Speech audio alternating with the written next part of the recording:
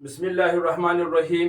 Hello everyone students, आज का जो हमारा नेक्स्ट लेक्चर है वो हमने बेसिकली बात करना है मेनिंजिस के ऊपर। इससे पहले हमने न्यूरल एंड कंट्रोल कोऑर्डिनेशंस में हमने सबसे पहले ये समझा कि कोऑर्डिनेशंस क्या है, उसकी करैक्टरिस्टिक्स क्या है, फिर हमने इसके टाइप्स में चले गए। न्यूरल हमने समझा, फिर उसके बाद हमने हार्मोनल समझा, फिर उसके बाद हमने हार्मोनल की करैक्टरिस्टिक्स के ऊपर बात की, फिर हमने न्यूरॉन समझा, फिर स्ट्रक्चर ऑफ न्यूरॉन समझा। उसके बाद फिर हमने नर्वस सिस्टम की जो क्लासिफिकेशन है उस क्लासिफिकेशन के ऊपर भी हमने ऑलरेडी डिस्कशन किया। आज का जो हमारा नेक्स्ट एपिसोड है, जो लेक्चर है, इस लेक्चर में हमने आज मेनिंजिस के ऊपर बात करना है कि मेनिंजिस क्या है, और इसी के साथ साथ मेनिंजिस मुख्तलिफ एनिमल्स के अंदर जो है कितने लेयर्स के होते हैं उस पर इंशाल्लाह इस लेक्चर में हम अपनी लेक्चर का आगाज़ करेंगे। अगर आप इस चैनल पर नए हैं तो जल्दी से इसको सब्सक्राइब करें और लेक्चर को आखिर तक जो है वो वॉच करें। अब ज़रा हम मेनिंजिस के ऊपर आते हैं। मेनिंजिस हमारे पास जो है ये एक तरह का कनेक्टिव टिश्यू का मेम्ब्रेन है। इस मेनिंजिस का जो असल में काम है वो ये है कि ये हमारा जो ब्रेन है, ब्रेन को जो है वो प्रोटेक्ट करने के लिए होते हैं। बुनियादी तौर पर अगर देखा जाए, हमारा जो बॉडी है, एक सामने वाला हमारे पास जो है वो बोन मौजूद है जिसको हम फोरामेन कहते हैं। दो हमारे पास पैराइटल बोन है और साइड पे दो हमारे पास जो है वो टेम्पोरल है। पीछे वाला बोन हमारे पास ओसिपिटल है। तो बीच में सेंटर में एक कड़ा मौजूद है। इस कड़े को हम कहेंगे क्रीनियम कैविटी। याद रहे, ये जो क्रीनियम कैविटी है ये वो जगह है जहां पर हमारा ब्रेन जो है वो मौजूद है। अब इस ब्रेन को प्रोटेक्ट करने के लिए बाय नेचर ब्रेन के ऊपर एक 3 लेयर्स मौजूद है जिसको हम मेनिंजिस कहते हैं।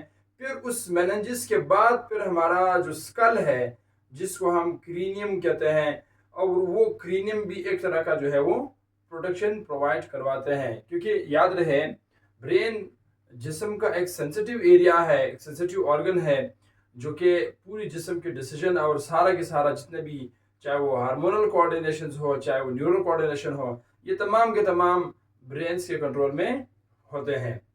अब मैंने इधर मेनिंजिस पे भी सारा कुछ यही कुछ लिखा हुआ है। पहला पॉइंट जो मैंने इधर लिखा हुआ है वो ये है कि जो मेनिंजिस हमारे पास है ये बना हुआ है कनेक्टिव टिश्यू से। ठीक है, ये हमारे पास जो है बना हुआ है कनेक्टिव टिश्यू से बना हुआ है। इसका असल में काम ये है कि प्रोटेक्शन देना। अब किसको प्रोटेक्शन देना है? ब्रेन को प्रोटेक्शन देना है। और ताकि अगर ब्रेन प्रोटेक्ट रहेगा, अब मुख्तलिफ तरह की प्रोटेक्शन से, जैसे मैकेनिकल शॉक से बचाना, ठीक है, कोई भी मैकेनिकल शॉक्स वगैरह जो लग जाती है उससे जिस्म को बचाना, मुख्तलिफ तरह की जो रेडिएशंस होती है उससे उसको प्रोटेक्ट कर देना। नॉर्मली हमारा जो ब्रेन है वो तो एक हमारे पास एक कैविटी के अंदर मौजूद है, मगर वो बाहर जितना सेंसिटिविटी है वो उसको ऑब्जर्व कर रहे हैं विद द ब्रेन विंडोज, जिसको हम सेंस ऑर्गन कहते हैं। अब उसकी प्रोटेक्शन के लिए ये मेनिंजिस का लेयर मौजूद है। अब अगर देखा जाए इंसानों के अंदर जो है, जो मेनिंजिस की खास करके 3 लेयर्स पर ये मुश्तमिल है, यानी 3 लेयर्स इसमें मौजूद है। जबकि हमारे पास, मैंने बार बार ये बता रहा हूँ कि बाय नेचर इसका काम क्या है? प्रोटेक्शन देना, हिफाजत करना। अब ये खास करके जो मेनिंजिस है, स्टूडेंट्स याद रहे, ये मौजूद है हमारी ब्रेन वाले एरिया में, यानी ब्रेन और आपका सेंट्रल जो नर्वस सिस्टम है जिसमें हमारा ब्रेन भी उसी में आते हैं। यानी काम इसका क्या है कि ब्रेन और सीएनएस को हिफाजत देना, उसकी प्रोटेक्शन करना। इसलिए उसकी प्रोटेक्शन के लिए यहाँ पर ये लेयर्स मौजूद है। याद रहे, ये लेयर इंसानों में 3 लेयर्स होते हैं। अब उसके बाद जो है, अगर देखा जाए तो मेनिंजिस मुख्तलिफ एनिमल्स में इसकी मुख्तलिफ हमारे पास लेयर्स होती है।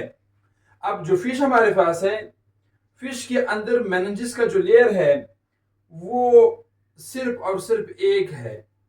उस एक एयर को हम अगर सिंगल है तो उसको मेनेनिक्स कहते हैं, ठीक है। अगर ज्यादा हो फिर उसको मेनेंजिस कहते हैं। अब फिश के अंदर सिर्फ और सिर्फ एक है, उसको मैनिंग्स कहते हैं। अगर उसको जो है वो उसका जो नाम है उस एक लेयर का, उसको हम कहते हैं मैनिंग्स प्रिमिटवा कहते हैं, ठीक है। मैनिंग्स प्रिमिटवा कहते हैं। इसका काम है कि फिश की ब्रेन को इनकाउंटर कर देना, इनकी हिफाजत करना, इनकी प्रोटेक्शन करना, ये सारा काम जो है वो करता है। इधर मैंने लिखा भी है मैनिंग्स प्रिमिटवा इसको कहते हैं, जिसका काम है एफ और फंक्शन लिखा हुआ है, जिसका काम है फिश की दिमाग की हिफाजत करना। याद रहे इंसानों में ये तीन है, फिश में सिर्फ और सिर्फ एक मैनिक्स मौजूद है। उसके बाद हमारे पास जो है जैसे कि एम्फीबियंस हो गए। एम्फीबियंस उन एनिमल्स को कहते हैं जो खुश्की पर भी रहता हो और पानी के अंदर भी रहता हो, दोनों जगह वो सरवाइव कर सकता हो। एम्फीबियंस हुआ, एम्फीबियंस के साथ साथ रेप्टाइल्स हुआ, रेंगने वाले जो है, या बर्ड्स उड़ने वाले हो गए। याद रहे इन एनिमल्स के अंदर जो है जो मैनिंग्स है उसकी तीन के बजाय दो लेयर्स होते हैं। फिश में एक है रेप्टाइल, एम्फीबियंस और बर्ड्स। इन तीनों में जो मैनेजेस है इसकी दो लेयर्स है। एक लेयर्स को हम जो है वो पिया एरेकोनाइट्स कहते हैं, ठीक है, पिया एरेकोनाइट्स मैटर कहते हैं। दूसरे को हम कहते हैं ड्यूरा मैटर। इन दोनों लेयर्स का बार बार बता रहा हूं एक ही काम है कि प्रोटेक्शन देना, हिफाजत करना। अब एक हमारे पास है आइनर फिब्रा पिया एरेकोनाइट्स मैटर का काम है अंदर वाली इसी की हिफाजत करना, जबकि ड्यूरा मैटर का काम ये है कि ये बाहर का मेम्ब्रेन है, आउटर शेल है, दोनों का काम है। यानी अगर जहां पे ड्यूरा आपको ड्यूरा मैटर नजर आया तो समझ जाना कि असल में ये आउटर लेयर की बात हो रही है। अगर पिया मैटर की बात हो रहा है तो समझ जाना कि ये इनर लेयर का है। अब इसका मतलब क्या है कि इन स्पीशीज के अंदर जो है दो लेयर्स मौजूद होते हैं। अब इसी के साथ साथ जो मेमल्स हमारे पास है जिसमें बशमूल इंसान भी इसी के अंदर इसी कैटेगरी में आते हैं। अब मेमल्स के अंदर अगर देखा जाए तो मेमल्स के अंदर आपको तीन मेनिंजेस नजर आएंगे। उन तीन मेनिंजेस में से जो पहले नंबर पे 1 बाय 1 डायग्राम भी यहाँ पे मैं दे रहा हूँ, तो आप लोग देख सकते हैं। हर एम्फीबियंस हो गए या रेप्टाइल हो गए या बर्ड्स हो गए, उनके ब्रेन पर जो लेयर मौजूद बकायदा इमेज के साथ सारा कुछ अवेलेबल है, ठीक है। तो गौर से इनको पढ़ा करें। अब एक हमारे पास है पियामीटर्स। पियामीटर्स जो है आइनर मोस्ट लेयर होता है, यानी अंदर वाला लेयर होता है। ये मैमल्स की बात कर रहा हूँ, ठीक है। दूसरे नंबर पे एरेकोनाइट्स मैटर्स मिडल वाला लेयर है, और एक तीसरा हमारे पास है जिसको हम कहते हैं ड्यूरा मैटर, जो कि बाहर का लेयर है। अब अंदर का लेयर है तो पियामीटर, बाहर का लेयर है तो ड्यूरा मैटर, दरमियान का लेयर है तो उसको हम कहेंगे एरेकोनाइट मैटर्स। अब इन तीनों का एक ही काम है, ये जो हमारे पास है ना, ये पियामीटर्स, एरेकोनाइट्स, इन सब का एक ही काम है और इसका कोई काम नहीं है स्टूडेंट्स। इसका काम है प्रोटेक्शन देना, हिफाजत करना, ठीक है। इसका काम है हिफाजत करना। किसकी हिफाजत करना? ब्रेन की हिफाजत करना, कि कोई भी जो है वो मैकेनिकल शॉक्स आए, उस मैकेनिकल शॉक से बॉडी को प्रिजर्व करना, बचाना, ठीक है। तो इसलिए मैमल्स में ये तीन लेयर्स है। बर्ड्स में, रेप्टाइल में बार बार बता रहा हूँ इसमें दो हैं, और फिशेस वगैरह में ये सिर्फ और सिर्फ एक लेयर्स पर मुश्तमिल है। अब इसको समझाने के लिए मैंने यहाँ पे स्टूडेंट्स दो तरह के डायग्राम बनाए हैं। एक जो डायग्राम यहाँ पर मैंने बनाया हुआ है, ये बड़ा सिंपल सा डायग्राम मैंने बनाया हुआ है। ये जो डायग्राम हमारे पास है, याद रहे ये डायग्राम आउटर टू, ठीक है, ये मैंने बनाया हुआ है आउटर टू आइनर, यानी ये आइनर लेयर्स की तरफ है। बाहर से यानी बाहर से अंदर की तरफ मैंने एक लेयर बनाया हुआ है, यानी ये बाहर वाला एरिया है ना, बाहर से अंदर की तरफ एक मैंने डायग्राम बनाया हुआ है। फिर एक नीचे वाला डायग्राम भी बनाया हुआ है, वो डायग्राम मैंने अंदर से बाहर की तरफ बनाया हुआ है, ठीक है। ये दो इस तरह मैंने मुख्तलिफ डायग्राम बनाया हुआ है।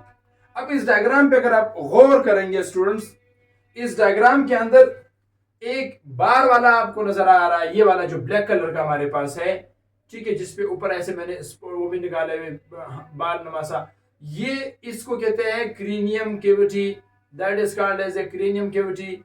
इस क्रीनियम कैविटी को हम स्कल भी कहते हैं। ठीक है, ये हमारा जो खोपड़ी है, जो स्कल है, ये स्कल का लेयर हुआ।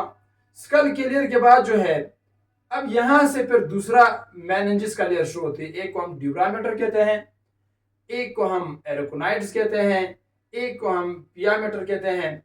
अब ड्यूरामीटर, खुदा न खास्ता अगर यहां पर इधर कोई चीज हिट हो गया, यानी यहां से जो है पत्थर लग गया या कुछ भी लग गया, कोई भी ऑब्जेक्ट अगर लग गया, लगने के बाद अगर उसमें सुराख हुआ, ठीक है, यानी इस खोपड़ी में सुराख हुआ, तो ये पहला वाला लेयर ऐसे टूट जाएंगे।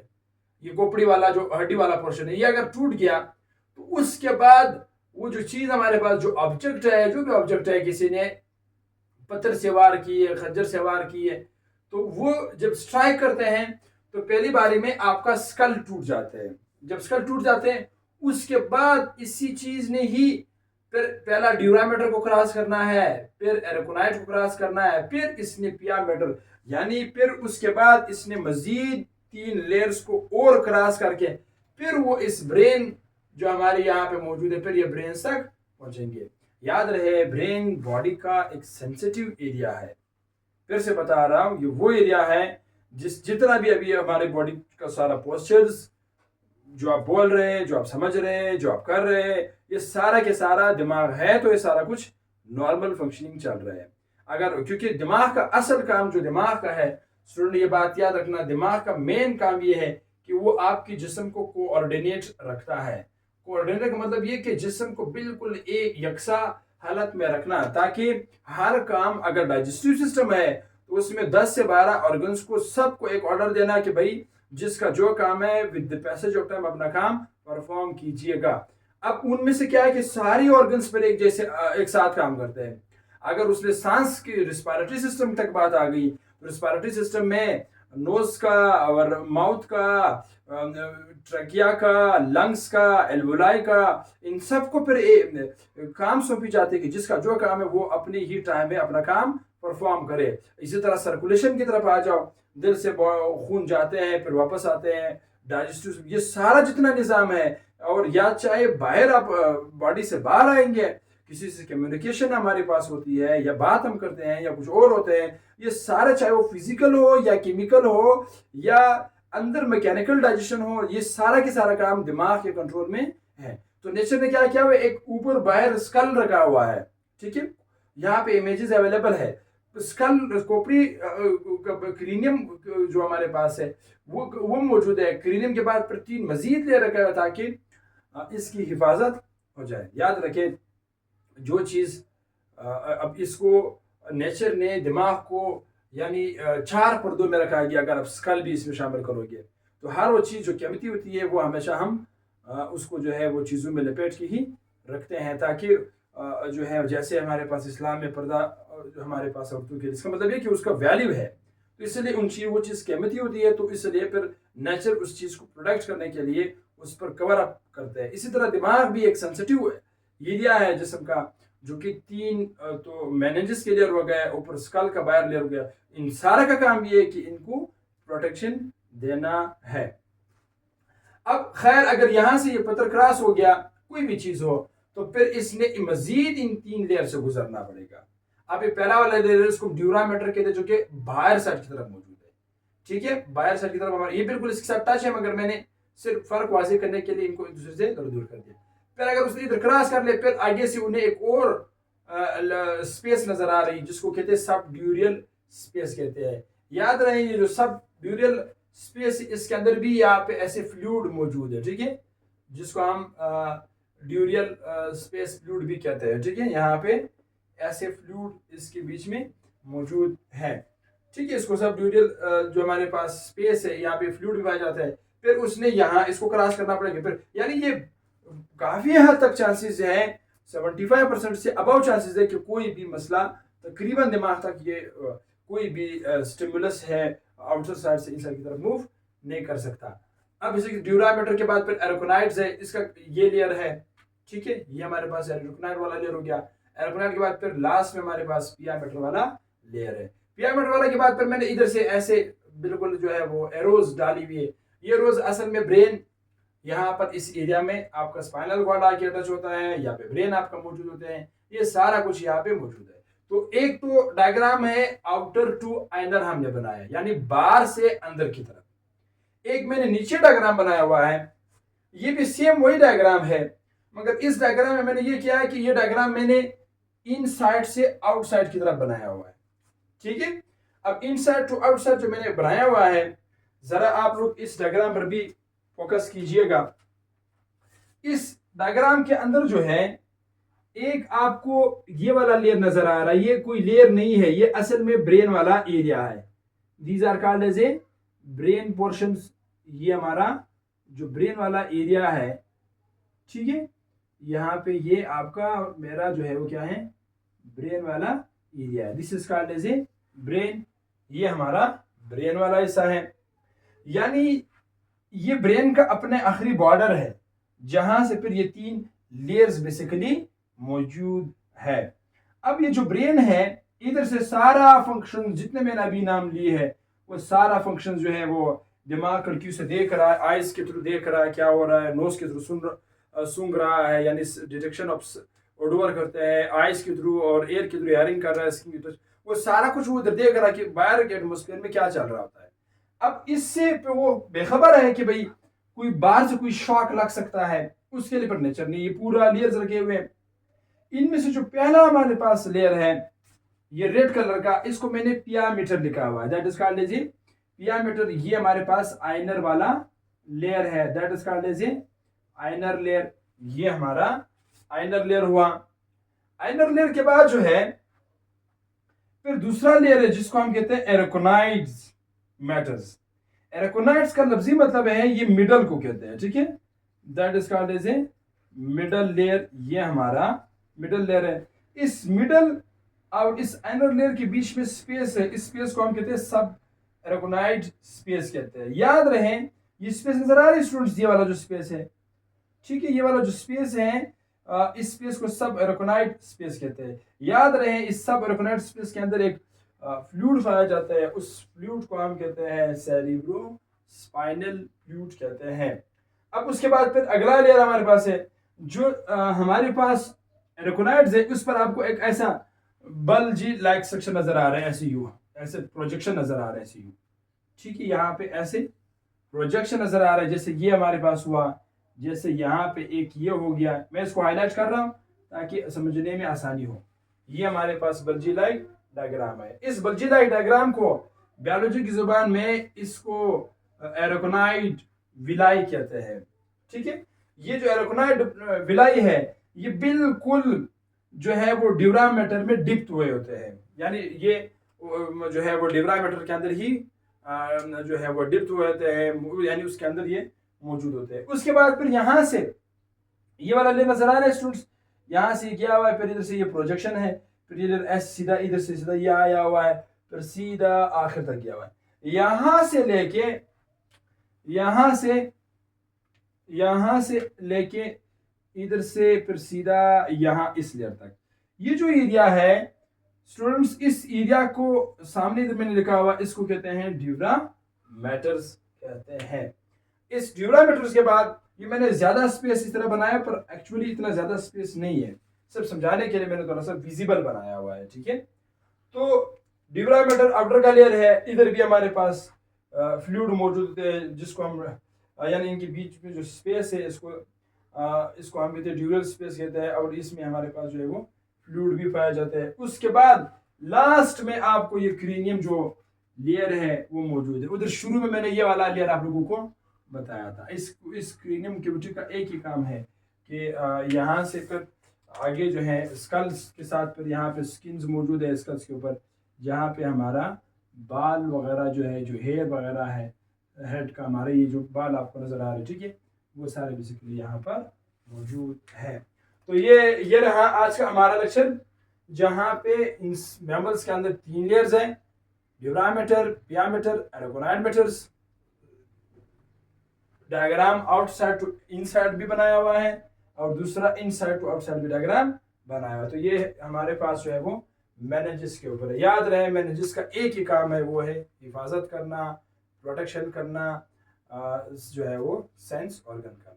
अगर आप इस चैनल पे नए हैं, ठीक है, नए हैं तो काइंडली आपसे रिक्वेस्ट है कि आप इस चैनल को सब्सक्राइब करें, इसको वॉच करना ना भूलिए, हमें सपोर्ट कीजिए, और ताकि हम मज़ीद और भी बेहतर से बेहतरीन अपने चैम्पियंस, जितने भी हमारे पास चैम्पियंस हमारे हैं, उसके लिए हम मज़ीद से मज़ीद वीडियोस हम बनाएं।